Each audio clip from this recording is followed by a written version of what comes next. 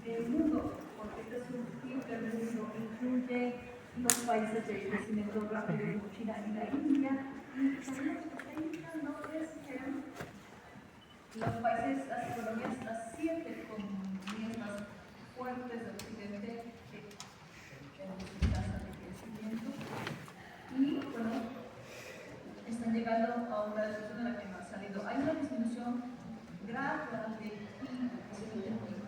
Y si nosotros vemos qué está pasando en México, en la gestión de esta conferencia, vemos que pasa lo mismo. No hay ninguna diferencia, van a ver que tiene sus altas y bajas el crecimiento de la pandemia, porque si se fijan ustedes, estos bloques grises, son los de México, que las recesiones ya ha sido mucho, desde 80 cuando los 5, 6, y actualmente la tasa de crecimiento es cero y probablemente en otra recesión.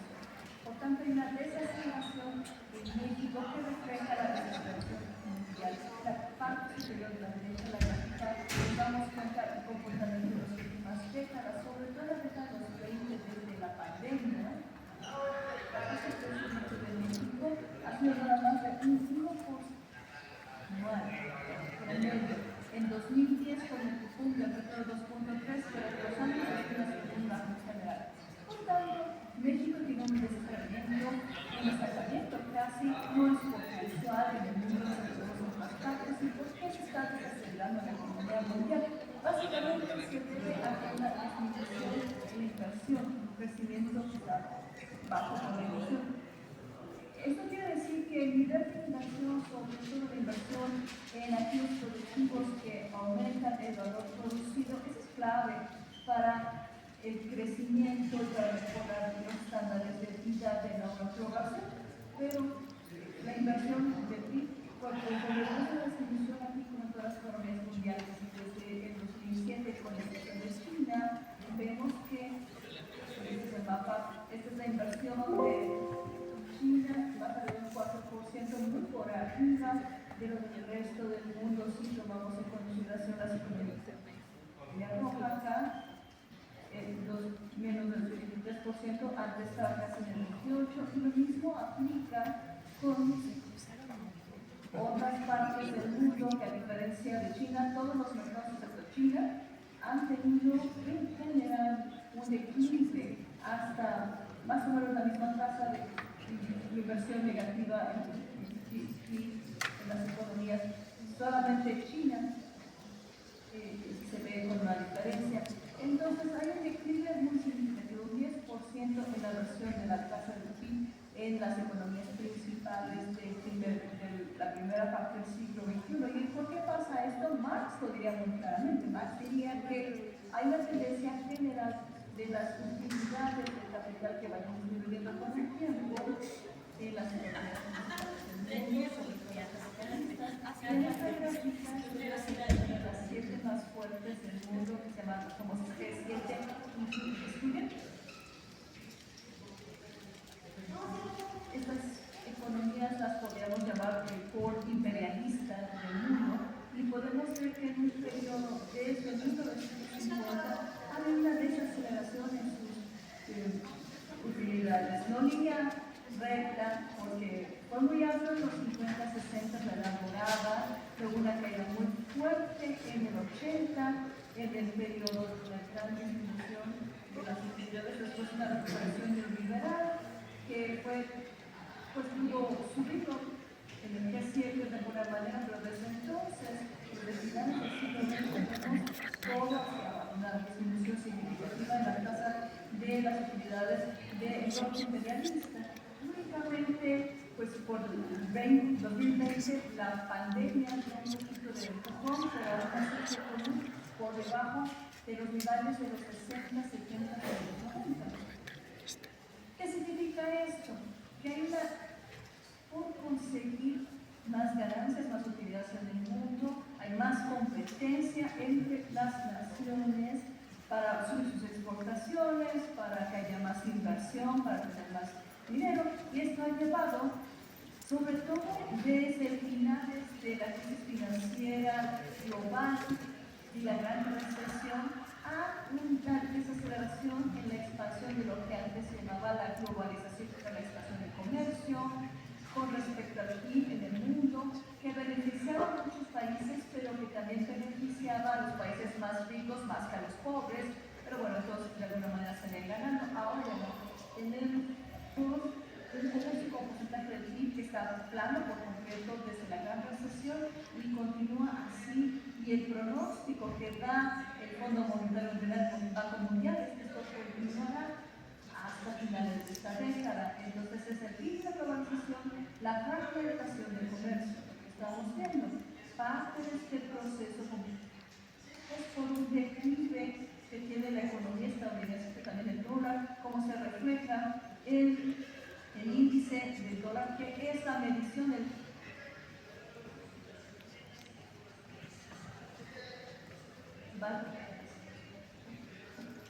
dólar versus otras monedas, es que ha habido altas y bajas, pero en general la distribución sigue como en un 20%.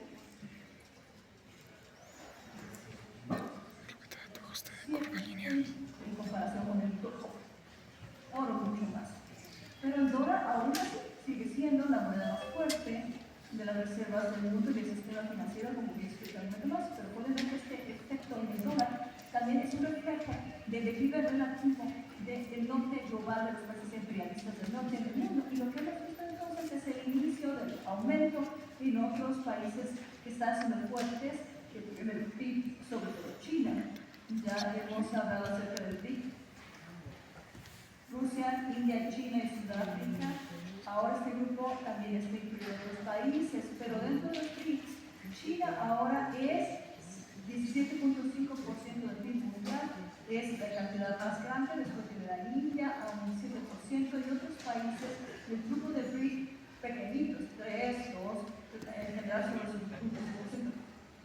Los BRICS en total, su porcentaje de PIB pasó ya a los G7.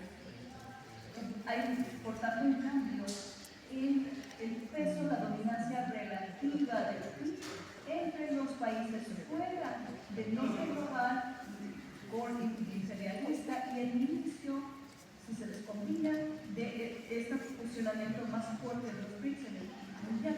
Pero hay que recordar que cuando nosotros hablamos de PIB per cápita por persona, las naciones del BRIC están muy por debajo de las economías del G7. Aquí, en la azul, las economías que tienen el PIB per cápita en dólares, empezando con Estados Unidos, que es $80,000 por persona, hasta Japón, que está a $50,000, muy por arriba que cualquier economía de los BRICS.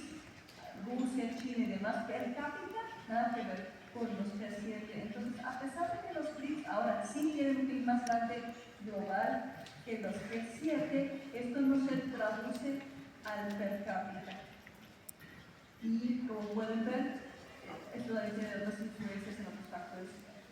Por tanto, BRICS sigue siendo débiles en comparación con el G7 en lo que tiene que ver con prosperidad o nivel de vida de las personas. Los BRICS podrán cerrar esa brecha y por tanto cambiar el posicionamiento del norte global del occidente con respecto al sur global o, como les llamamos, los países fuera del polo imperialista. Yo proyecto que esta tasa de crecimiento per cápita actual desde el 2017-2023 en estos diferentes grupos de altos ingresos. Si proyectamos esto hacia adelante, vemos que ninguno de los BRICS va a poder estar al nivel que tienen los países de altos ingresos en los últimos 20 años. Los próximos 20 años con excepción de China, nadie más. La mayor parte de los BRICS van a seguir muy por atrás de ese posicionamiento per cápita de las economías de la línea sur, de las economías grandes. No, esa brecha no se va a cerrar para nada, solamente China lo podrá hacer y lo podría hacer sobre todo si su tasa de crecimiento y la calidad sigue para mediados de los 2040 ya habrá cerrado esa brecha y de hecho la hará vuelta.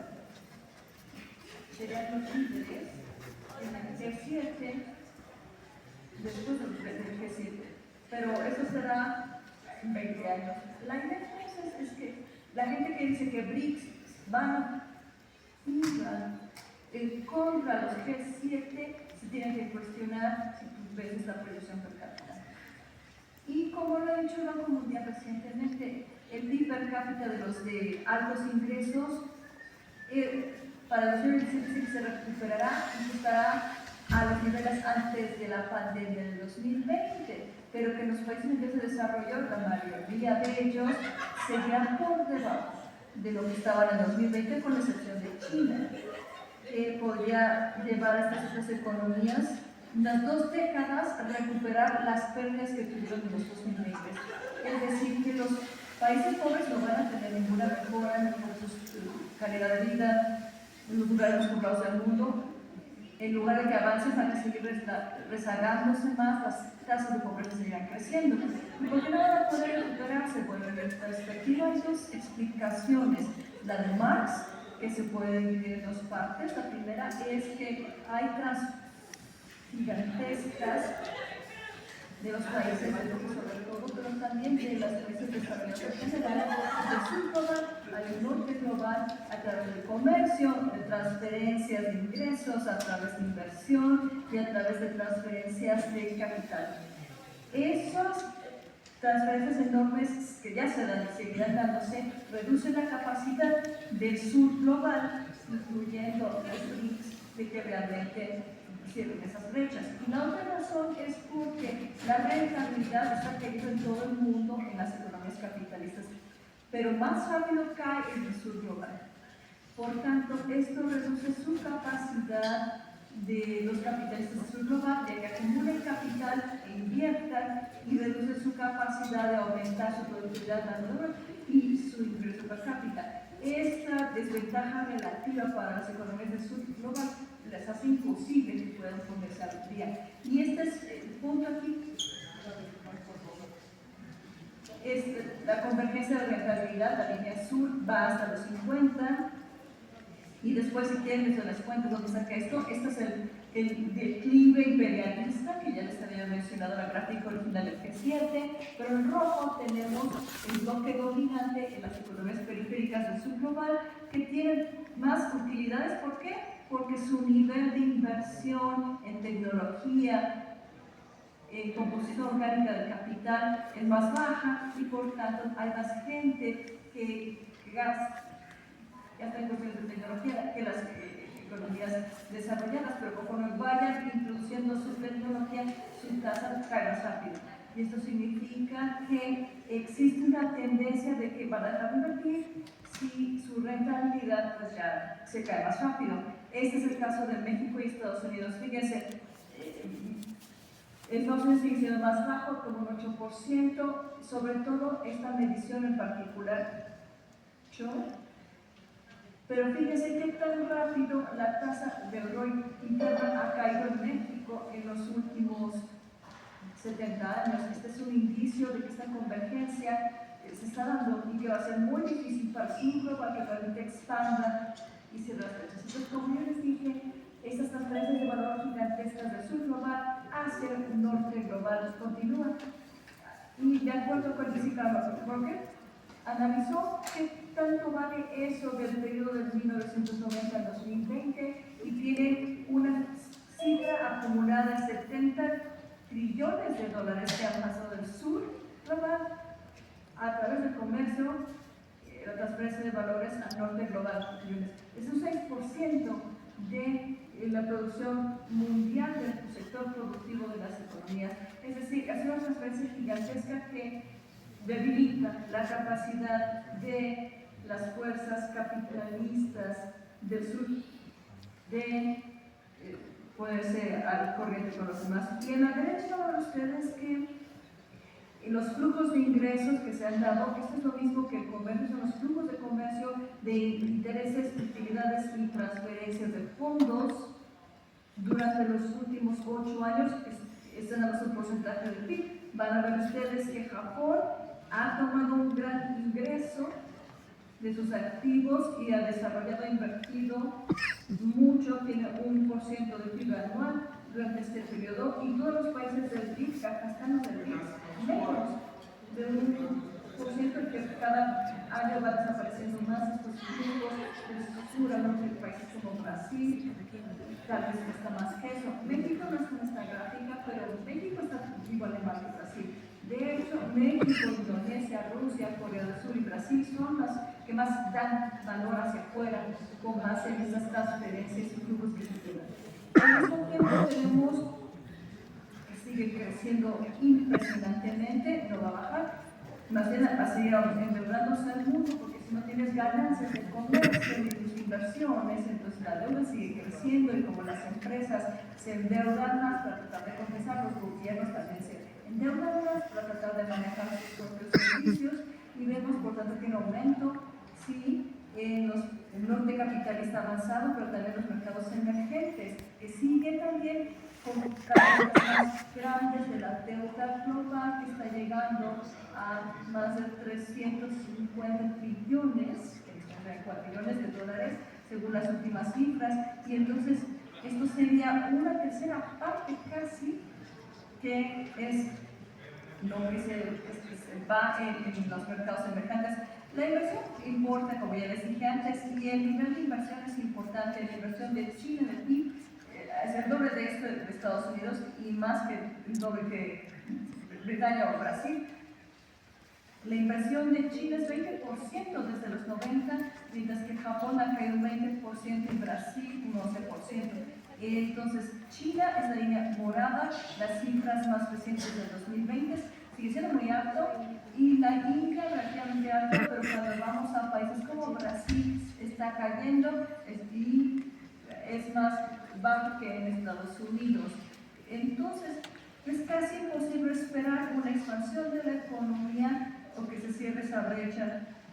Las conclusiones principales: los países del sur global, 6.000 millones de personas, no van a poder ponerse al nivel del norte global, que son 2.000 millones de personas. La razón principal es que la riqueza, el valor, se sigue pasando del sur al norte consistentemente y la rentabilidad sur global sigue cayendo más rápido que la productividad de valor laboral, que es su crecimiento en el sur. La única excepción es China, porque su tasa de mira menos por la rentabilidad que en cualquier otra economía del sur global. Ahora bien, ¿qué empeora la situación? Esos intentos de los imperialistas gringos de mejorar su posicionamiento a costa del resto del mundo. Y desde luego ahora sabemos mucho de lo que está haciendo el presidente Trump, de su plan de que Estados Unidos sea grande nuevamente, a través de aranceles en las importaciones que entran a Estados Unidos y vengarse de cualquier país que estorbe. Entonces, las tasas de aranceles actuales efectivas entre las importaciones a Estados Unidos son un 17%, que antes era un 3%, 17% versus 3% antes de enero. Es un aumento increíble, el más alto que se haya visto en 90 años. Y eso está apretando la capacidad de otros países de exportar hacia Estados Unidos y está aumentando las dificultades de otros países como México, de cómo puede llevar sus productos a Estados Unidos para que este proceso de comercio se dé. Estados Unidos sigue teniendo su superioridad financiera a pesar de todo en el capital global. Este es el porcentaje de los activos por países, activos financieros. La línea azul es el dólar estadounidense, que bajó un poco, pero sigue siendo un 40% de todos los activos del mundo que están en dólares. El euro está acá, pero eso nada más entre países europeos. Entre los países no europeos que no tienen euros, no tienen tantos activos que comparten, y el resto de las monedas no importa nada en lo que tiene que ver en el control de los activos financieros del mundo. Todo realmente sigue siendo manejado en dólares estadounidenses, y eso no disminuye. Entonces, para concluir, podemos ver un cambio en Occidente, porque hay un declive que se ve aún dentro de Estados Unidos. Las utilidades bajan, la inversión baja, hay una desaceleración económica del Occidente y en el mundo. Podemos esperar un cambio, que haga alguna diferencia en la próxima década. Los BRICS sí van a poder oponerse a los imperialistas. Bueno, pueden ustedes sacar foto de la lista y pregúntense, ¿estos países representan fuerzas progresivas que puedan cambiar, oponerse al imperialista? India con Modi, Rusia con Putin, Brasil con Lula, bueno, entonces se las dejo para que continúe después, China con Xi, Sudáfrica y Ramaphosa, Argentina con Milei, Arabia Saudita con el MBS, Irán con el Ayatollah. Sí, son fuerzas antiimperialistas y no. Entonces, lo más importante, si los BRICS no van a poder oponerse a hacer al capitalismo progresivo de occidental, ¿cómo es que el capitalismo va a poder escaparse de este declive? El capitalismo llegó ya a su límite del progreso procapitalista. La respuesta está en tres partes. Primero, lo que dijo Marx para entender el proceso del capitalismo. El capitalismo únicamente puede desarrollarse y crecerse y expandirse si es que tiene ganancias de las inversiones de capital que haga. Si no hay esas utilidades, entonces la única manera que pueden volverse productivas es destruyendo el valor del viejo capital que ya no es productivo, deshacerse de los sectores débiles de la economía, deshacerse de las viejas tecnologías del capital, reducir la fuerza laboral, es decir, recortar los costos del capital para que la rentabilidad de los que queden después de esta destrucción tenga sus ganancias y pueda comenzar el proceso de aumentar la inversión nuevamente. Ese es el proceso del boom and slow. Ese es el proceso de crecimiento que hemos visto. No ha pasado todo o por completo. La rentabilidad sigue más o menos ahí en las economías grandes. No es suficiente todavía para llegar a este nivel de llegar a la destrucción. Pero imagínense el tamaño de la caída del slump que será necesario para que esa situación se cambie. Pero hasta que lleguemos ahí, entonces la posibilidad de desarrollar robots e inteligencia artificial, que se supone que ahora es el capitalismo más seguro, ¿no? Las 7 compañías magníficas que están metiéndole muchísimo dinero, miles de millones a la inteligencia artificial y a las economías digitales. Eso sí puede cambiar las economías capitalistas y abrir un nuevo periodo de crecimiento. No lo veo, a menos que su rentabilidad se restaure suficiente para hacerlo. La inteligencia artificial pudiera depender de la capacidad de mejorar la rentabilidad y por tanto de que se use la inteligencia artificial y otras inversiones para que pueda reemplazar la mano de obra. Pero si eso no ocurre, el peligro es enorme. Entraremos como en los 30s, únicamente una guerra podría reactivar el capitalismo o las revoluciones. Si ven ustedes la historia del capitalismo en los últimos 200 años, es después de las guerras que vuelve el boom, porque físicamente se destruyó lo viejo y entonces hubo que volver a usar nuevas cosas, mano de obra barata. Esas son las opciones. O no pasa nada, nos quedamos como vamos y llegamos a un momento de slump, donde mejora la productiva, una revolución tecnológica o los peligros de la guerra que son reales. No se ve bien para la solución de inteligencia artificial en este momento. Esta es una gráfica de la OCDE que muestra cuánto se tardará en introducir la nueva tecnología que llegue a toda la economía. En el caso del PC, hasta final del siglo XX, en cuanto a la electricidad, a principios del siglo XX, se tardaron igual 20 años. Entonces la IA, que nada más se usa en un 5% de las empresas, podría tardarse 20 años antes de que se vuelva pues totalmente utilizable para todo el mundo y sea efectiva. Nos falta, por tanto, hasta el 2044, antes de que la IA se vuelva realmente importante para las economías principales. A lo mejor no, me equivoco, pero bueno, es lo que yo puedo ver de acuerdo a la proyección de esta gráfica. Entonces, la opción del capitalismo es volverse armamental. Podemos pensar más gasto militar para que la economía se crezca y entonces hay que prepararse para la guerra para que pues, la teoría del armamento agresor, OTAN quiere aumentar la inversión en los actores militares para que lo del PIB del 2% mejore en este momento, ¿cierto? Y está más o menos a los niveles antes de la Segunda Guerra Mundial, pero después de la Guerra Fría no llega ahí, pero va camino. Esa es la indicación de la dirección peligrosa que el capitalismo persiga para salir de los límites que tiene el capitalismo hoy. Aquí termino. Esta es una gráfica que me parece explica cuál es la alternativa. Si se fijan ustedes, regresando a las economías del G7, van a ver ustedes que las economías del G7 invierten entre el 20 y el 25% de su PIB en inversión. Pero, ¿cuál es la mayoría de esa inversión? ¿Para dónde va? ¿A qué sector? Se va al sector capitalista, es decir, de los negocios, las empresas. Si los gobiernos cambiaran su inversión de PIB 2 o 3% del PIB, como pueden ver acá, el promedio es acaso un 20%, menos de 5% abajo, que es lo que se va a inversión pública. Entonces,